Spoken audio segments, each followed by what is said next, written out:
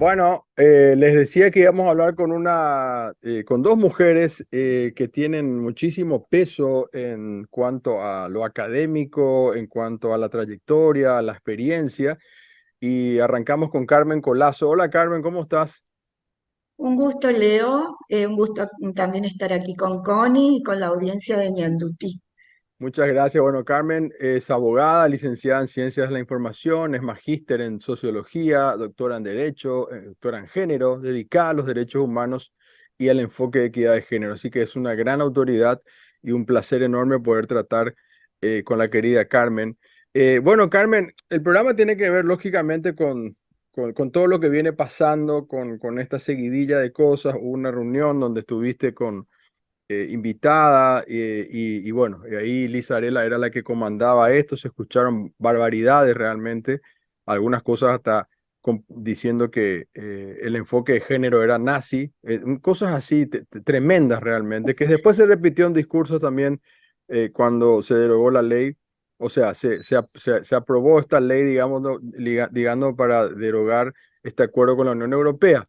Entonces, me gustaría empezar así súper básico primero, querida, para que nos digas claramente, para que la gente entienda, porque acá la confusión, te dicen género, género como si ya fuera una mala palabra, se llegó al punto de Exacto, pervertir todo, digamos. Entonces, me exacto. me gustaría mucho que nos haga una explicación así muy pedagógica de Muy bien, qué es género y qué quiere decir también perspectiva de género o enfoque de género. Arranquemos por ahí. muy bien, perfecto. Bueno, en primer lugar, decir que esta no es una categoría de análisis de la que estemos hablando hoy. Ujú, Fue construida en la década de los 50 por dos grandes profesionales de la medicina y de la biología como Money y Robert Stoller en las universidades norteamericanas, donde ellos trabajaban con niños, niñas y con personas adultas que tenían problemas de intersexualidad, o sea, en la categoría sexo, no género. Y no estaba esa categoría como género trabajada, sino que ellos se dieron cuenta que ante estos casos, que eran tanto en los aparatos anatómicos como cromosomáticos u hormonales de las personas, que había que esperar el trayecto de vida de estas personas a ver cuál era su autodefinición en relación a la duplicidad, digamos, sexual que podían presentar. ujú, Y por eso crearon la categoría de género, para entender cómo culturalmente iban tomando esa definición o esa identidad, que a veces no la lograban en el trayecto de sus vidas y a veces sí la lograban llegar a esta identidad de género. Y ahí nombraron género y género pasó a ser una importante categoría de análisis sociológica ujú, como raza o como etnia, porque trabaja sobre un sistema de discriminación que es el sistema por sexo-género o continuo sexo-género, y pasó a ser una categoría que como raza o como clase describe fenómenos sociales, analiza esos fenómenos sociales, ejerce una mirada crítica a esos fenómenos sociales y los politiza, o sea que analiza las relaciones de poder en relación a este sistema de discriminación. Entonces, podemos decir que sexo quedó claramente entendido como lo biológico, donde tenemos dos cuerpos y una intersexualidad diversa, porque hay diversas formas de intersexualidades. En Córdoba hay un maestro del tema intersexualidad, que es Mauro Cabral, un filósofo muy conocido, que él es una persona intersexual y que nos iluminó mucho sobre este tema que es bastante poco trabajado y nos explicó. Y que hay diversas formas de intersexualidad. Y luego la categoría género, que no se puede desenlazar con la de sexo, por eso hablamos de continuo sexo-género, que trabaja esto, que es la descripción cultural en relación al sexo de la forma de ir identificándose las personas que tienen, por ejemplo, un problema de intersexualidad. Y en las ciencias sociales, en la sociología, quedó la categoría género y la tomó el feminismo por allá por los años 60, mucho después, o 70, como una categoría para descriptiva, analítica y política que estudia las relaciones de poder entre masculinidad y feminidad, no entre mujer-hombre, sino entre masculinidad y feminidad. ¿Por qué? Porque la cultura es la que eh, asigna ciertos roles, comportamientos, imaginarios, conductas a lo masculino y lo femenino. Y espera que desde que nacemos, cuando nos ponen el rosa y el azul, hay un libro feminista muy famoso en educación que se llama El rosa y el azul, de Marina Subirats, que es un clásico, y que explica esto, cómo desde chiquitos nos van engenerando, diría Judith Butler, y nos van poniendo este rosa, este azul, y espera que lo rosa, la niña, sea buena, dulce, cariñosa, afectiva, dependiente, económica, políticamente, culturalmente, como la humanidad ha sido más creada por hombres en el espacio público, y lo masculino sea fuerte, decidido, políticamente empoderado, con un sesgo académico desde la masculinidad en toda la cultura y con un trabajo productivo constante.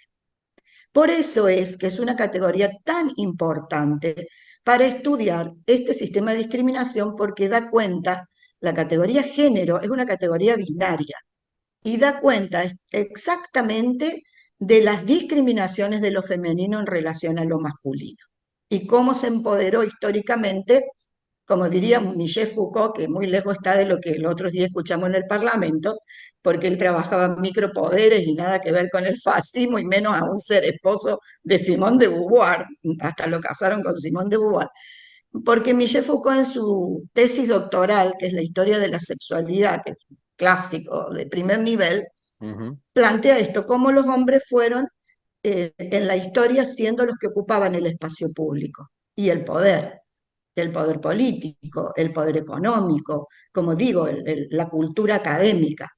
Y tan es así que las mujeres no Te votamos hasta el interrumpo, siglo XXI, te hasta el siglo interrumpo, XX. Carmen, te interrumpo ahí porque es súper interesante y te agradezco muchísimo cómo lo estás haciendo porque realmente lo estás describiendo muy bien. Y creo que las personas que no entienden van a tener que escuchar varias veces este reportaje. Los que quieran Y entender al menos. Sí, muchas porque... clases, porque esto no se hace en un día. Nosotros en la Universidad de Córdoba Ujú, tenemos una diplomatura de desarrollo humano con perspectiva de género y derechos humanos, y tenemos una opcional en familia, en Civil 6. Gracias a la doctora Nora Llovera, es una civilista de primer nivel mundial, lamentablemente fallecida, donde enseñamos géneros, derechos y familias. ujú. Y no es fácil entender esto, pero hay que estudiar muchísimo. A mí me costó muchísimo estudiarlo, y entenderlo, porque nadie nació sabiendo, diría mi madre, Claro, no. como tu madre, que es una feminista también tan Claro, importante. sí, y ella es la que nos inculcó todas estas ideas, ¿no? Y lo hacía con mi padre también al aire, ¿no? Porque como que le iba enseñando al aire las cosas, ¿no? Era genial eso, era una manera, los que seguían Yanduti siempre, bueno, escuchaban y entraba mi madre y boom, boom, boom, boom, y mi papá, ah, bueno, le decía, hasta que Y después, bueno, y es que es así. ella fue una pionera en poner en el tapete público y como ministra de entender que si uno no aborda la cuestión de género y las políticas de género, al haber un sistema de discriminación, y en todo sistema de discriminación en el raza y clase pasa lo mismo, hay una jerarquización humana, y en toda jerarquización donde pones unos sobre otros, se produce la violencia y se genera la violencia, y tu madre en eso fue una pionera en trabajar la violencia de género y con políticas públicas para abordarla y mejorarla, y que no, porque todas las políticas de género son políticas de igualdad, buscan la igualdad. Eso es lo que hay que entender. Y la Ujú, no discriminación, como las de excelente. raza. ¿Por qué tenemos un sistema de raza donde lo blanco se empoderó sobre lo negro o sobre la negritud? Bueno, miles de estudios hay y miles de incluso estudios políticos sobre una cuestión fue Martin Luther King, otra muy distinta a la de Mandela, otra la de Mad Max, etcétera. Pero quien estudia raza tiene mucho para estudiar, porque quien estudia género tiene mucho por estudiar también. Te decía que la confusión, algunos lo hacen adrede, ¿no? Por supuesto, porque no tienen, la intención es, como se dice en el fútbol, embarrar la cancha, ¿verdad? Pero hay otros que realmente yo quiero creer en, a lo mejor, mi ingenuidad todavía, aunque ya conozco de la política también, pero quiero entender que a lo mejor hay gente que sí tiene confusiones reales. Yo Entonces, pienso igual que vos. sí, porque me llamó la atención que, ¿cómo se llama la diputada? Rocío Lisarela Vallejo. luego cambió, No, pero el caso de Rocío Vallejo, que votó por la derogación con la Unión Europea, yo digo, una mujer preparada, una fiscala que tiene, tendremos diferencias muy grandes ideológicas a lo mejor en algunos temas, como es con Patria Querida, pero hay cosas que ella es una mujer preparada, digamos. Entonces, excelente. ¿cómo puede ser que vote en contra, digamos? ¿Qué es lo que le metieron en la cabeza a tal punto de creer cosas? O sencillamente está queriendo quedar bien con alguien, no lo sé. Pero vamos a partir de que no sabe alguien, no digo caso Vallejo, porque Sí. yo creo que Yo ella creo sí que sabe. Lisarela tampoco sabía, Ujú. porque ella luego, cuando yo hablé y expliqué esto, y lo expliqué desde las leyes también, y de cómo hemos ido creando políticas públicas y leyes desde hace 30 años que trabajamos género en Paraguay y en el mundo, porque no vivimos aislados, vivimos globalizados, y los movimientos de mujeres son globales, y venimos haciendo políticas internacionales y nacionales hace más de 30 años para la igualdad y eliminar esta discriminación. Y ella se dio cuenta después y empezó a decir, ah, bueno, que género entonces no, quizá no es lo que ella creía y que quizá no existía una ideología de género. Creo que le falta todavía más, pero es joven y puede aprender más. Sí, si tiene la amplitud y si tiene, digamos, las ganas, yo creo que puede aprender, digamos, ¿verdad? Porque Claro, de eso se trata. No, te decía nomás que justamente en un momento hablaste de intersexualidad, pero esa es una palabra por ahí que también alguien puede querer malinterpretar. Entonces, sí, una cosa que quede claro sería, a ver, si estamos enfocándonos, si yo también lo estoy haciendo bien, porque cuando te dicen nace hombre y mujer, estamos hablando de una cuestión biológica eh, sí, básica. Entonces dicen, no, existe sexo masculino, femenino y chao, digamos, y ahí como que empieza toda la confusión. Entonces, el género ya es una ideología que te quieren imponer ante algo que es para ellos supuestamente es la única realidad, que hay un hombre y una mujer, digamos. Entonces hay una cuestión, hay una ligación entre sexo y género. A eso a eso te quería preguntar. sí, sí hay. Bueno, en primer lugar, nada en la humanidad, ni tampoco en el reino animal, que pueden verlo, hay programas de redes, WWW.RTV es, hay videos de Punset, que es un gran cientista que ha hecho con las mejores universidades del mundo sobre biología animal y también humana y antropología cultural, etcétera, etcétera, etcétera, que pueden ver. Nada en la humanidad es todo igual, nada. La diversidad es la regla. Ujú. Y así como la diversidad se da en la raza y en la etnia, y las diversidades se dan en las clases y se dan en todo, en las religiones, en las ideas políticas, también en el sistema sexogénero, nosotros encontramos diversidades. Los abordajes del sistema sexogénero, por eso, como yo decía, si hay dos cuerpos, evidentemente hay excepciones a esos dos cuerpos, biológicas, y los médicos lo han estudiado, no nosotras las feministas. ¿Por qué? Porque al haber dos cuerpos hay personas humanas que nacen con problemas anatómicos, fisiológicos, etcétera, cromosomas, como estas mujeres que estamos viendo hoy en la competencia mundial, que tienen XY y que tienen mucho más fuerza corporal y compiten con mujeres. Bueno, es todo un tema para analizarlo, ¿verdad? Y ver qué soluciones se puede dar a eso, porque es una competencia desleal. Este, bueno, entonces, en primer lugar, en el sexo, como dijimos, ya hay diversidad. Y nosotros cuando trabajamos género estudiamos masculinidad y femineidad. Es un concepto binario. Y siempre lo hemos trabajado mucho más, y sobre todo las feministas, en relación a mujeres y varones. históricamente es lo que hemos trabajado y es lo que yo he trabajado. Siempre nos hemos dedicado a buscar la igualdad entre mujeres y varones y por qué se había producido esta desigualdad.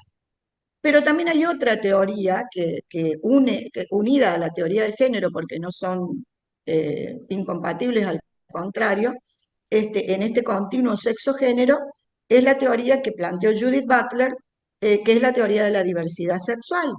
Y Judith Butler explica claramente cómo, aparte, el concepto de género es binario y se usó muy binariamente siempre para trabajar hombres y mujeres, como hemos hecho históricamente las feministas, y ella plantea que en realidad la discriminación no se da específicamente por género solamente, sino que se da por la consideración humana de que todos somos heterosexuales y que hay gente que no lo es, porque hay estudios claros históricos desde los años 50, cuando la Fundación Ford o otras, digamos, gente que hacía académicamente el estudio de la sexualidad humana con miles de entrevistas a seres humanos, sabemos que hay tres sexualidades básicas, que es la heterosexual, la homosexual y la bisexual. Y después hay distintas variables también, porque, como digo, son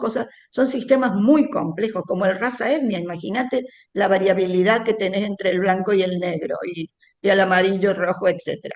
Bueno, no hay nada que sea exactamente igual. Entonces, nosotros las feministas no hemos trabajado tanto el tema de la diversidad sexual, lo han trabajado más las comunidades LGTBIQ+, a quienes discriminan peor que nosotras. Nosotros hemos trabajado más género, Claro, género porque también entendido me como, imagino que tiene que ver esto con lo que vos decías al comienzo de esta lucha feminista, digamos, de lo básico que es la votación, por ejemplo, ¿verdad? Entonces, si no claro, podían votar hombres, o sea, habría que hacerle entender que somos todos iguales, somos todos seres humanos. Entonces, vamos a partir de lo básico, el claro, hombre tiene el mismo derecho que la mujer de votar, digamos, ¿verdad? Entonces, ahí claro. empieza la lucha feminista más por lo mínimo ni mi Y por los mínimo, ¿verdad? derechos, y después por los derechos, todos los derechos, como dice nuestra Constitución, sociales, económicos, culturales, que Exacto, teníamos distintos. ¿Cuánto hemos estudiado en las universidades las psicólogas que Freud decía que las mujeres tenían una envidia del pene? Y eso lo han discutido las feministas. Han dicho, nosotros no tenemos ninguna envidia de nada, simplemente hemos sido discriminadas, exacto. entendidas como personas que nos dejen hablar a nosotras de cómo nosotros entendemos nuestro cuerpo y cómo nosotros nos movemos en el mundo. Bueno, el derecho, pero ni hablar del derecho.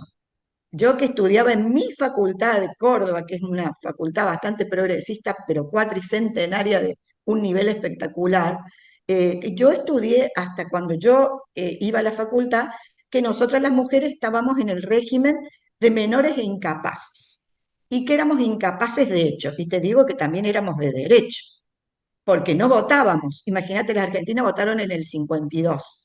Yo eso discutía en las clases. Me decían, ay, está el voto universal, es secreto, la ley se empeña del voto universal. ¿Universal de dónde? Le decía yo. Si las mujeres no votamos. Claro. Y bueno, señorita, usted, dígame, profesor, ¿votamos o no votamos? Después un constitucionalista me dijo, vos sabés que yo nunca lo pensé, qué razón que tenía mi hija, que no votaban las mujeres y nosotros hablamos todo el día del voto universal. Estudiábamos que nosotras no podíamos, ahí está el patriarcado, que el pater familia era el jefe del hogar, definía el domicilio, definía el apellido de la familia y la mujer usaba de, no el de ella. Mi hijo un día me preguntó, mamá, ¿por qué el papi no es de Colazo?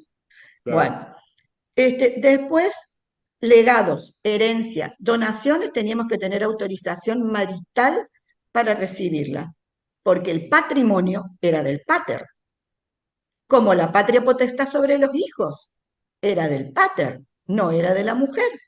Y nosotros estábamos en el régimen de menores incapaces con los sordos mudos que no sabían darse a entender por escrito. En el Código Civil también teníamos que tener un instituto que se llamaba temor marital, que era el respeto al hombre, usar el apellido, si no usábamos el de, era una de las causales de injuria Excepto en que poder Brasil, divorcio. excepto en Brasil que sí que se habla primero el apellido de la mujer. Yo, por ejemplo, Sí, soy Hermes Leonardo Rubín Godoy, así, así, ¿no? Todos somos HLRG acá de cosas de mi papá, ¿verdad? Entonces, claro. acá todo el mundo me dice Leo, Leonardo. Bueno, cuando me voy de viaje soy Hermes Godoy cuando me voy a Brasil, ¿verdad? Y me llama mucho la atención Mira, porque a mí nunca nadie me dice Hermes Godoy, pero cuando mi señor Hermes Godoy, seré yo.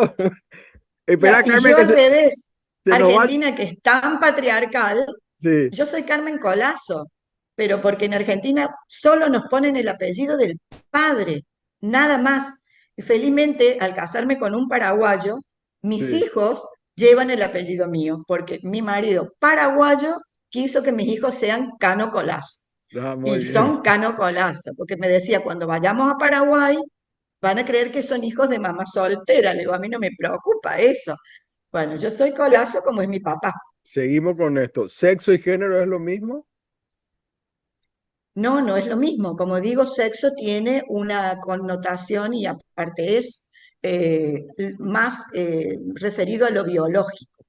Ujú, Y que prácticamente de la única manera que uno lo puede cambiar, que son los machos y hembras, ya sea de la especie humana o la especie animal, es a través de una intervención sobre esos cuerpos. ujú. Eso es sexo.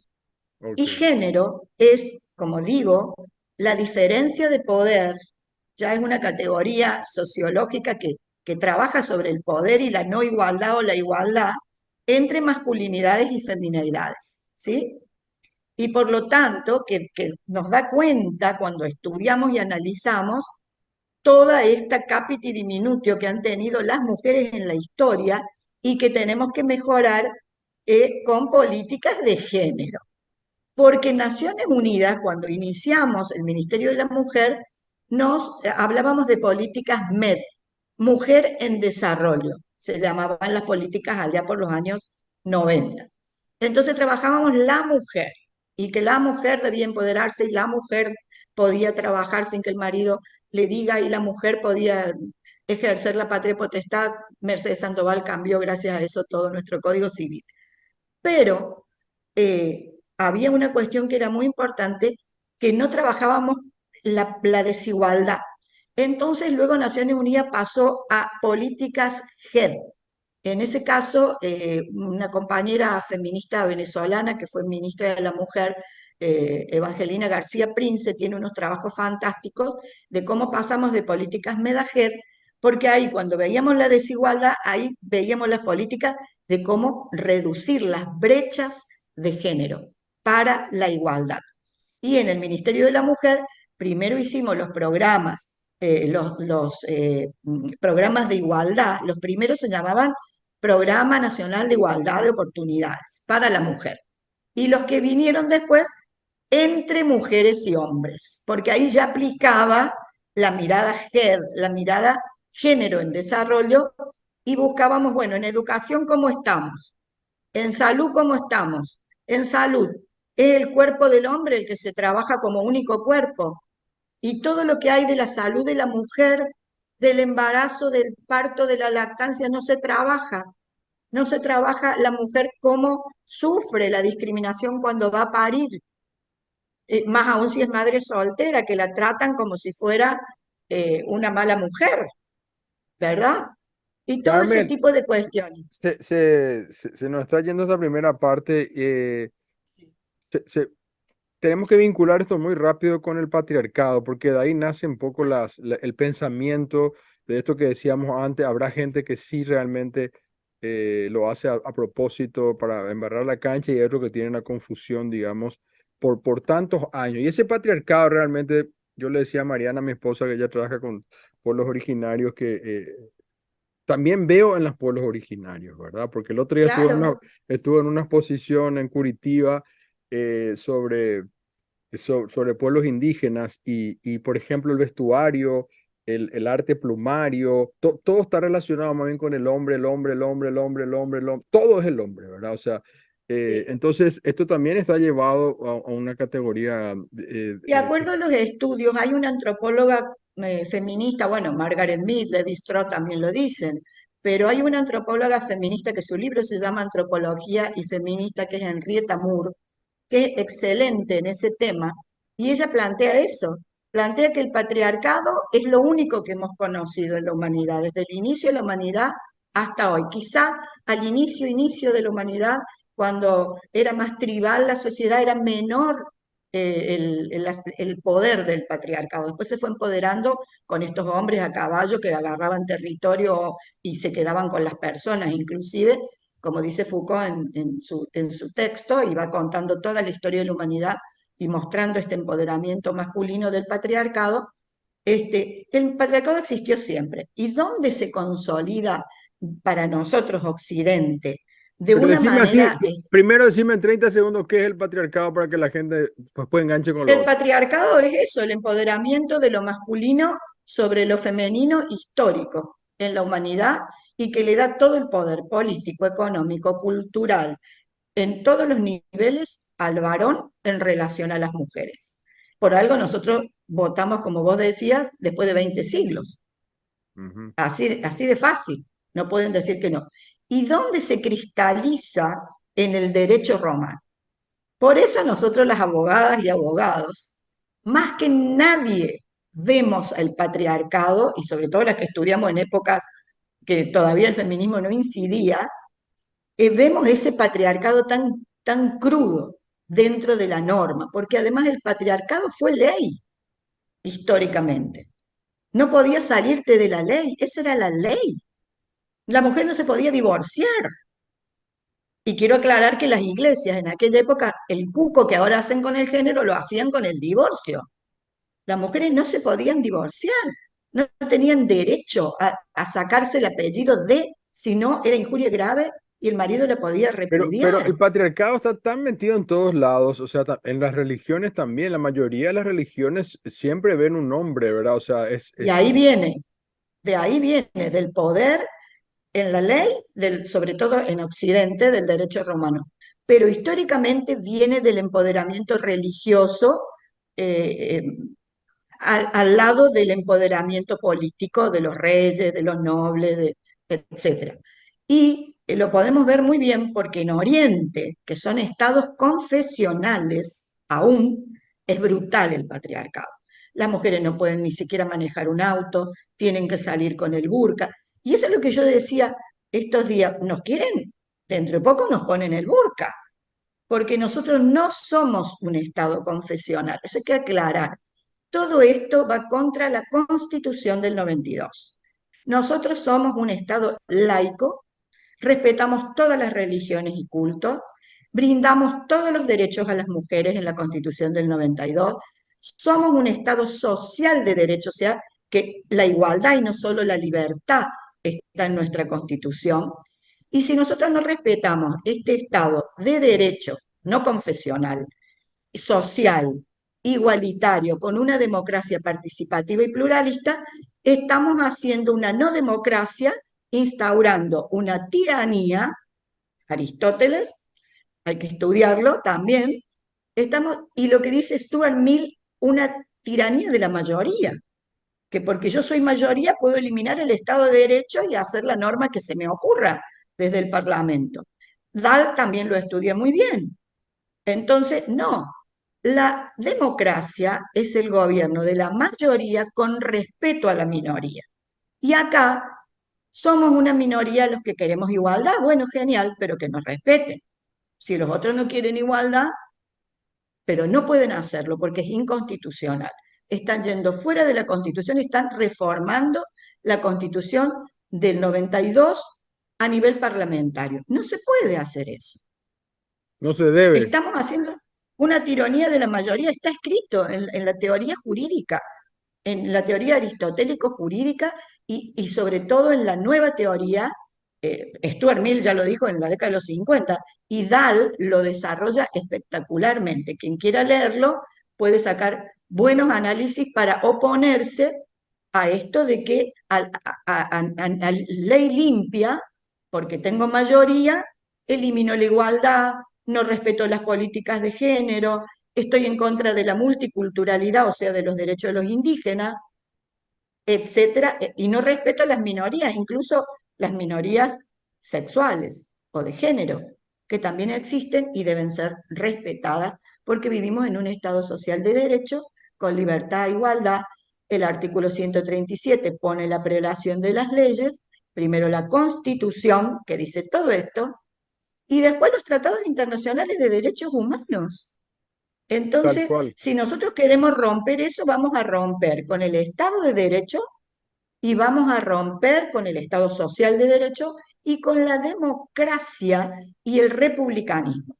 Porque yo en nombre del republicanismo tengo que entender que es un sistema que trabaja la res pública, lo que el pueblo en su... Y yo no puedo decir yo soy todo el pueblo, yo soy católico y todos tenemos que ser católicos. Yo soy budista y todos tenemos que ser budistas. No, tengo que Sí. respetar en un Estado de derecho a las minorías. Y Y sobre si todo, acá hay budistas, hay que respetarle. Y y si hay sobre todo gente gay, hay que respetar. en un estado laico, como vos explicabas. Quería, se nos Claro, fue el y tiempo, así que prometo que vamos a seguir con esto porque me encanta charlar contigo. Te mando un fuerte abrazo. igualmente, y Gracias por cuando tu quieras, tiempo. Leo, Un para abrazote. poder que la gente nos entienda un poco más y se dé cuenta que estamos luchando por la igualdad, que es lo más Exacto, grande que pueda haber en la humanidad que todavía no hemos logrado. Muy absolutamente. bien. Un Y abrazo, cariños a querida. tu madre, una pionera y una luchadora que realmente merece un altar en este país laico por todo el trabajo que ha realizado. Te agradezco mucho. Hacemos una pausa nosotros y ya volvemos.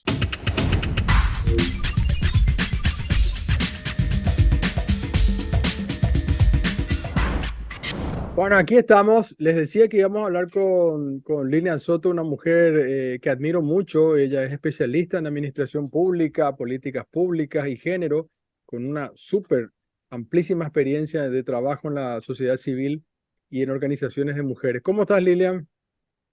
Hola Leo, ¿qué tal? ¿Cómo estás? Súper bien. Gracias Bueno, por el espacio y a tu audiencia también. muchas gracias, querida. Lilian, estuvimos hablando con Carmen Colazo mucho hace un rato de lo que es género, enfoque de género. Hicimos como una cosa pedagógica realmente muy, muy buena. No nos alcanza el tiempo, pero realmente da para mucho más, como vos sabés. Y hablamos también del patriarcado, etcétera. Yo quería hablar contigo de un tema más relacionado a la política, porque con esta cuestión de la derogación unilateral por la Cámara de Diputados, Senado, etcétera, em, realmente se está pisoteando también la Constitución, digamos, ¿verdad? Porque estaba viendo un posteo hace un rato donde se habla de que en el artículo, creo que es, a ver, déjame que tengo acá, mano, el 48, se habla de la igualdad de derechos del hombre y la mujer.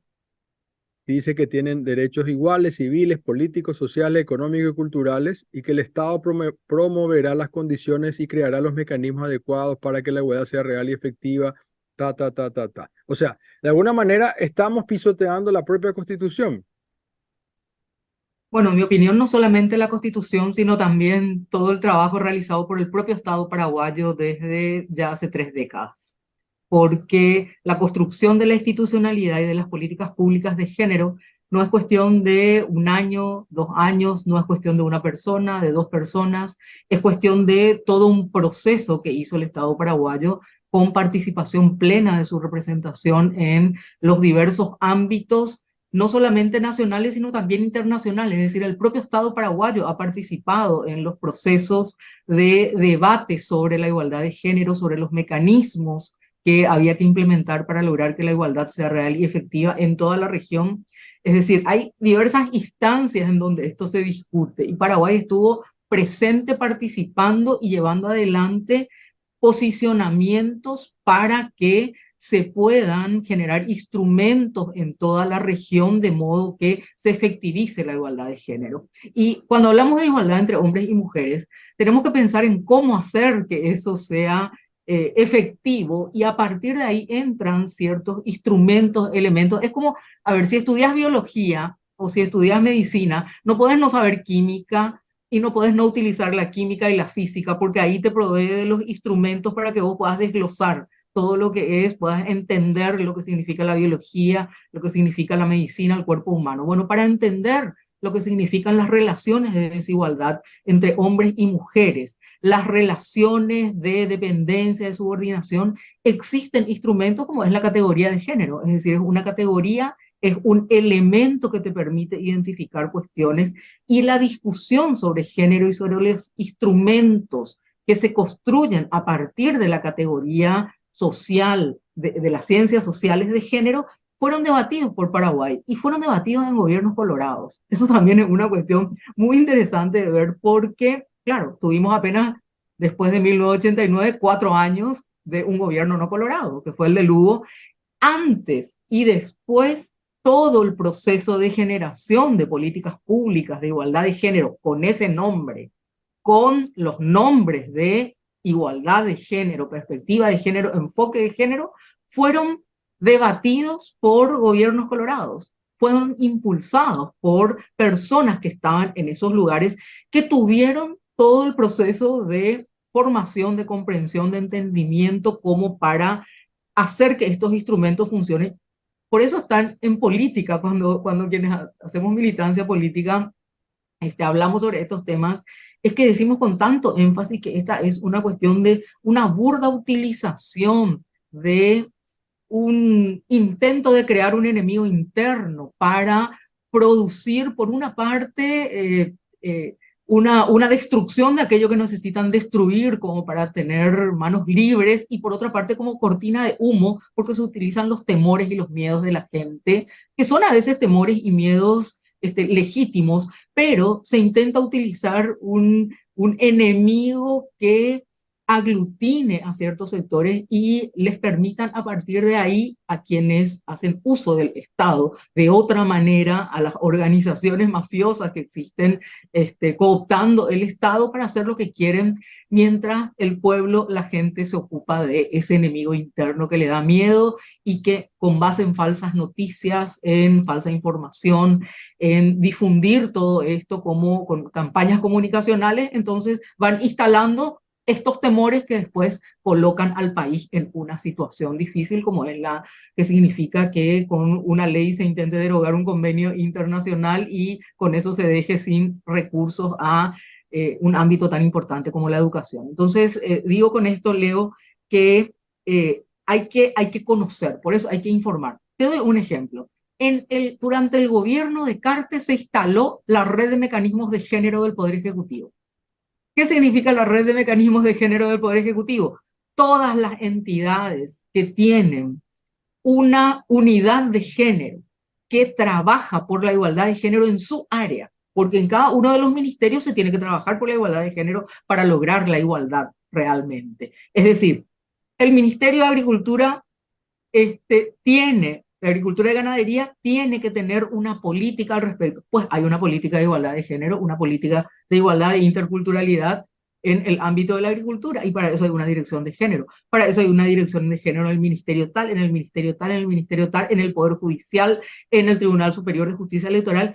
Y en el 2016 se conforma la red de unidades de género del Poder Ejecutivo. Es decir, de ese tipo de cosas estamos hablando, de la perversión en términos de la utilización política para demonizar esto, cuando todos y todas quienes han trabajado en términos de política pública que intente subsanar las brechas, que intente abordar las brechas que existen y que son muchas, que podemos hablar de ellas en cualquier momento, se han ocupado de hacer algo al respecto. Entonces, esa es la situación en la que nos encontramos, Leo, y lastimosamente con este tipo de cuestiones y con un deterioro muy importante de la representación parlamentaria en términos de la representación política, tenemos hoy conflictos que son hasta internacionales, porque son conflictos, ¿verdad?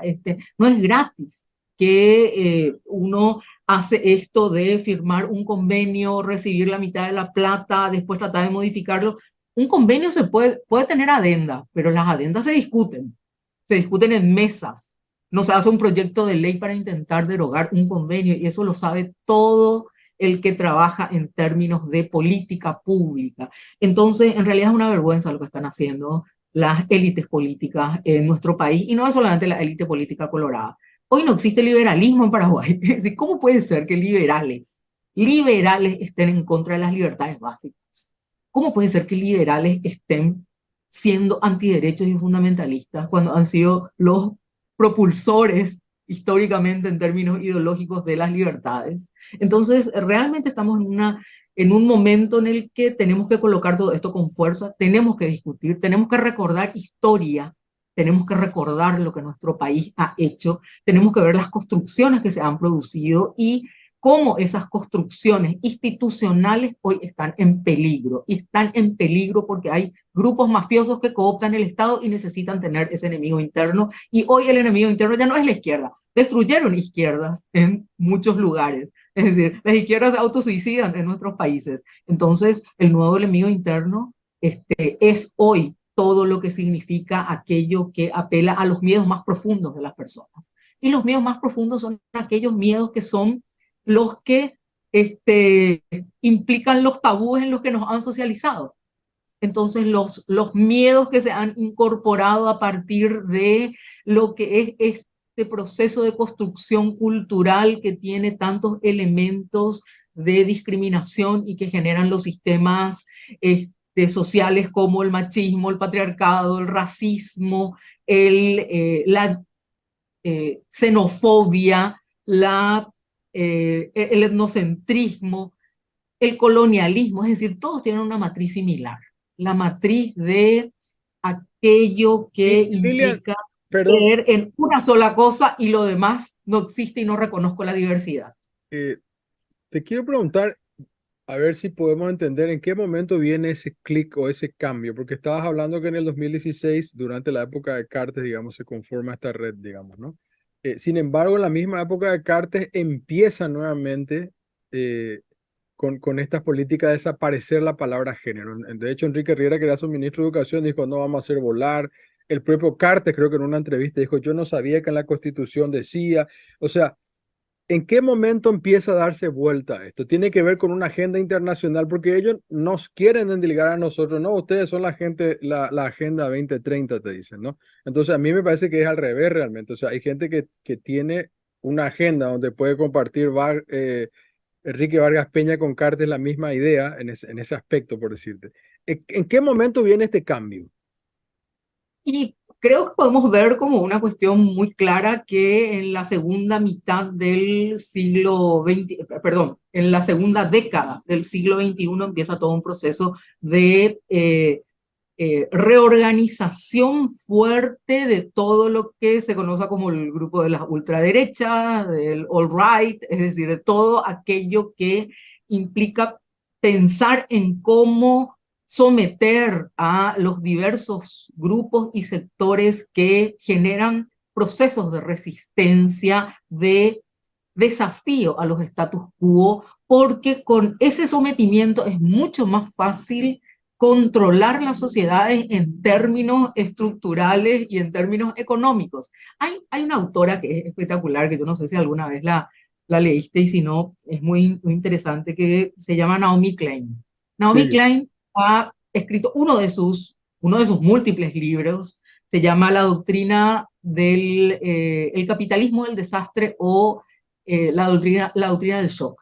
Es decir, cuando hay necesidad de controlar ujú, y de generar procesos que consoliden todo lo que hace a un sistema capitalista extremo de acumulación y se tienen procesos de resistencia, hay que generar procesos de shock. Es decir, hay que hacer cuestiones que realmente los grupos dominantes puedan impulsar de una manera tal a controlar todo eso y controlarlo desde lo ideológico, desde la represión con las justificaciones adecuadas. Entonces, yo creo que en realidad estamos en ese proceso en todas partes porque ha habido un tiempo de organización fuerte de los sectores sociales y de los sectores que luchan por los derechos e incluso ha habido sujeto político en la región, me estoy refiriendo, y también en otras partes del mundo que han logrado obtener poder político y cambiar las cosas desde, no ya solamente desde abajo, sino también desde ahí con algunas modificaciones. Y creo que estamos asistiendo a la reorganización de la derecha, de las ultraderechas, estamos en un ciclo de esas características y entonces a partir de ahí, como decís vos, en realidad con esa agenda internacional, porque esa sí que es una agenda internacional donde no precisamente han participado de su creación los actores criollos, como sí ha sucedido con los elementos referidos a la igualdad de género. La igualdad de género en realidad ha sido planteada por las mujeres de todo el planeta, debatiendo y discutiendo desde abajo y desde arriba, así que no es una agenda impuesta por nadie más que no sean las propias mujeres Pero, diversas que hemos estado en todas partes. En cambio, esto creo que hoy sí efectivamente es una expansión de una mirada de esas características para poder clausurar todo lo que significa la posibilidad de desafío y resistencia, y para eso hay que encontrar enemigos internos. claro, y cuáles son justamente las consecuencias que pueden tener la prohibición de la perspectiva de género como quiere hacer Lizarela, Gustavo Leite, etcétera, con este proyecto de ley? Bueno, yo creo que puede tener muchas consecuencias. Uno, la criminalización clara. Es decir, la criminalización siempre es algo que coloca mayores dificultades para la lucha y también coloca miedos en la gente. Es decir, algunas no tenemos miedo y no vamos a tenerlo. Si ya no lo tuvimos, no sé, en épocas en que había un dictador que te metía preso, te torturaba o lo que fuera. Pero sí opera como elemento disuasivo para mucha gente. Es decir, si yo te digo, vamos a hablar de género, y vos tenés temor a que eso el día de mañana te signifique una clausura de tu medio, entonces vas a tener más cuidado en hablar de género. Entonces opera como elemento disuasivo. Eso me parece una cuestión importante porque es lo que están buscando. En mi opinión, es lo que están buscando. Que por cierto, yo no creo que exista otra manera de contrarrestar que no sea con más voz, con más potencia, con más activismo, con mayor acción. Es decir, el miedo jamás puede ser una respuesta porque eso significa simplemente sometimiento. Y el sometimiento en Paraguay hoy significa sometimiento no a la cuestión de alguien pro familia, alguien pro día, no, el sometimiento a organizaciones mafiosas criminales. Y eso tenemos que entenderlo, porque esta conexión del discurso pro familia, pro vida, etcétera, antigénero y demás, con actores vinculados con actividades delincuenciales o con organizaciones delincuenciales y mafiosas de diversos tipos, no es casual. Eso tenemos que entenderlo también, porque justamente de eso se trata. Entonces, cuando nos silencian en esto o buscan silenciarnos, en realidad se está buscando además tener libertad de acción para otras cuestiones relativas a todo lo que significa estar sometiendo a un país. A ver, hoy tenemos nada más y nada menos que un Ministerio de Economía que se ha creado de la noche a la mañana sin siquiera un debate que hizo desaparecer la Secretaría de la Función Pública, que está haciendo desaparecer la Secretaría de la Función Pública, responsable de la profesionalización del funcionariado público. Y esa profesionalización, cuando alguien es dependencia, porque en la estructura pública eso tiene mucha importancia, como alguien dependiente de un ministerio le va a decir a otro ministerio que tiene que profesionalizarse. Entonces, hay cuestiones más fuertes acá en términos de lo que significan las miradas relativas al control de la sociedad, al control de todos los medios de producción, además de los de comunicación. Entonces me parece que tenemos que ver en ese contexto quienes hablamos de política, ¿verdad? Claro que nos va a perjudicar a las mujeres, por supuesto, porque están en riesgo toda una serie de cuestiones relativas a los derechos, pero además esto tiene la lógica de que este perjuicio está vinculado a un crecimiento de los grupos que efectivamente están buscando el control del país y son organizaciones delincuenciales y mafiosas. Esa es mi ¿Cómo, opinión. cómo influye cómo influyen los discursos de odio tanto en redes y en los medios y la desinformación también, digamos, ¿no? Bueno, muchísimo. Evidentemente es muy fácil. Lo que pasa es que los discursos de odio yo no creo que digamos, sean así simplemente lanzados. Son muy bien estudiados y apelan en general los discursos de odio a algo eh, que es, que, que es clave y que son los temores y los miedos. Una de las cuestiones, a mí me marcó mucho un libro que estudié haciendo la maestría de políticas públicas, pero con digamos, otra materia que era una materia de antropología y filosofía, donde estaban algunas cuestiones interesantes que se llamaba la McDonaldización de la sociedad. ¿Qué significa la McDonaldización de la sociedad? ¿O cuál era el elemento central? De McDonald's El estamos hablando. jugar, sí, de McDonald's, Ajá. porque se llama así el título del libro, la McDonaldización de la sociedad, pero el análisis es justamente que por qué existe la posibilidad de la McDonaldización, porque la previsibilidad es clave para mucha gente y el miedo y el temor a aquello que le puede mover su previsibilidad, aunque su previsibilidad sea la, la falta de las posibilidades de tener la vida a la que aspira. Entonces, cuando se juega con ese temor a romperle la previsibilidad y a cuestiones ancestrales en términos, ¿a qué me refiero con ancestrales? Aquello que nos enseñaron desde hace mucho tiempo. Entonces es muy fácil el discurso de hoy, prende fácilmente el discurso de hoy. Y cuando sucede eso en una sociedad que nunca tuvo enseñanza en pensamiento crítico, porque de eso se trata, el pensamiento crítico es aquel que siempre se pregunta por qué, cuestiona, es decir, está permanentemente diciendo, pero esto por qué, decime cuál es la causa, la razón de esto, y eso no es lo que se nos ha enseñado en Paraguay.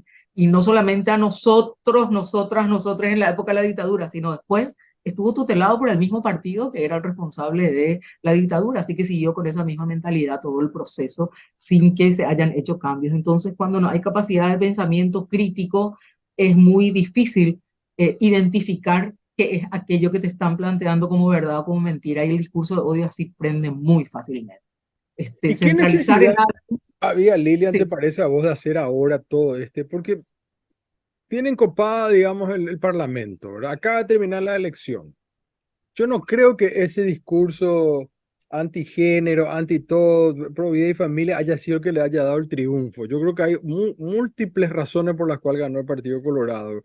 Eh, ¿Por qué hacerlo tan rápido ahora, digamos? Es como, entro al Parlamento y ya empiezo. O sea, nadie le iba a ni preguntar, digamos. La podrían haber utilizado esto en otro pero momento, empiezo cerca de la eso. futura elección. Por qué de entrada entrar a destruir todo? ¿Qué necesidad había si ya estaba la goleada hecha? La doctrina del shock, y además algo muy interesante, hay otro libro que hace poco publicó un argentino, Einstein creo que es el apellido, que se llama La construcción del enano fascista. Este, él, ¿qué dice? Porque hay una gran discusión en la región sobre si lo que estamos viviendo ahora lo tenemos que llamar o no neofascismo, Claro. o algunos dicen no, no podemos llamarlo neofascismo porque en realidad el fascismo tiene estos componentes. Y uno de Ujú. los componentes es, por ejemplo, la cuestión corporativista en el gobierno. Es decir, una de las cuestiones que existe, que es lo que existía en el fascismo del otro siglo, ¿verdad? Cuando tuvimos la Segunda Guerra Mundial y demás. Entonces, esa es una discusión, ¿existe o no? Este autor dice, claro, podemos colocar el elemento de que hoy no existe quizás eso, pero existe el otro elemento que es muy clave en términos del fascismo, que es lograr que la propia gente reaccione contra otros, Ujú. mientras se consolidan las estructuras que estaban un poco tambaleantes. Y ahí vamos otra vez a la doctrina del shock. Es decir, necesitas hacerlo todo porque eso te permite seguir este, teniendo al país en términos de aquel espacio en el que puedan, a ver, librarse las guerras por el agua, no sé, por aquello que son los recursos naturales, que no es solamente algo de Paraguay, sino que Sí. estamos en el centro de muchas cosas. Entonces yo creo que acá hay muchas cuestiones geopolíticas que van de la mano de otras que, por ejemplo, las tenemos en términos de el, la propia situación de algunos de los liderazgos. Es decir, Cartes no puede salir del país, ¿verdad? Tiene que consolidar como un feudo, un reino propio, y para eso el control es clave. Entonces hay una serie de aspectos que tenemos que mirarlos. Estamos en un momento, ya como muchos están llamando, de neocolonialismo, con otras claves del colonialismo, y tenemos una élite en Paraguay que está siendo servil a ese neocolonialismo, pero a la vez tiene otros problemas que tiene que resolverlos en forma particular, como es lo del liderazgo del cartismo. Entonces, hay mucho que debatir acá en términos de identificar cada una de esas cuestiones. Creo que estamos recién en los inicios, pero sí tenemos que, creo que también ver que en realidad en Paraguay siempre estamos con laboratorios, ¿verdad? Somos laboratorios para muchas cosas. Y para este tema estamos siendo centrales. Estamos siendo centrales porque acá ha sido posible aplicar toda una serie de cuestiones y hoy se están aplicando nuevamente. Es decir, destruir toda la institucionalidad no es tan fácil en Argentina, no es tan fácil en Brasil, no es tan fácil en varios otros países, en México. Entonces, en Paraguay sí se aplican cuestiones de estas. Tal vez Perú y Paraguay son los países donde se puede más hacer esto. Están, pero Perú, a ver, aprobó la legalización del aborto, entonces, y No, están ya sé. discutiendo ahí qué es lo que van a hacer, ¿verdad? Entonces, en varios, en los países, las sociedades que han logrado llevar adelante procesos de consolidación institucional, lo han hecho con bastante fuerza de la educación, además, porque la educación es central en todo. Educación y medios. La modernidad siempre tuvo como patas centrales la difusión de la información y la universalización de la educación, ¿verdad? Entonces, en los países en donde eso sí ha sido más posible que en países como el nuestro, entonces es más difícil romper todo. Les cuesta más y hay mucha más resistencia. Entonces, acá creo que están haciendo gala de eso, pero bueno, justamente por eso las voces de resistencia no se pueden callar, muy por el contrario. Hay que hacer todo el esfuerzo como para que cada vez sean más potentes. Eso me gusta para el cierre, ¿no? Querida, te agradezco mucho. Un fuertísimo abrazo. Gracias por tu tiempo. A vos también, Leo, hasta luego. Un abrazo. Hacemos la pausa y ya volvemos.